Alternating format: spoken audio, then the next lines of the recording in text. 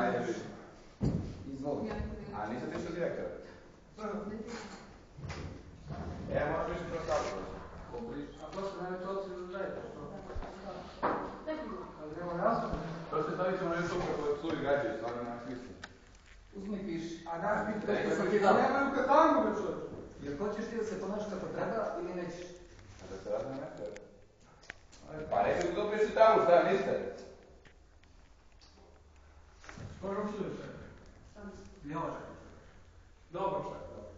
Smijete se dosta. Nemojte da se svađate. Gotovo. Đole ima ovo nervozno. Najbeže na nesu. Kad se budeš nauči i dozvore pameti, onda se javi. Zašto se javi? Lepo. Zašto? Zato što izigravaš. Ne pitam zašto, ne zašto. Zato što mislim da si ti lepo kazao šta da radiš ovo. Izračunaj mi. Rekli ste da je to briš kao vi ste rekli. Evo završili sam, daći mi to polako. Ajde te vidim. Što treba raditi? Što treba? Šta je? Izračunaj mi otpor u zemljenju. Kamo ćeš biti? Zatvori sebe! Zapo, neću da. Ja sam vidio otvorno. Ode. Neka ide i pisit ću da. I jedinicu će dobiti. Pa će da vidimo kako se najte po jedinici kad dođe avgust. Nikolić Vladane, skrećem ti tebi posljednji put pažnju. Zašto?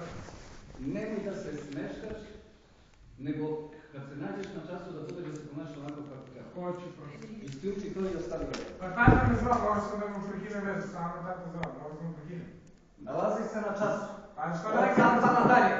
Samo li nekome mobilni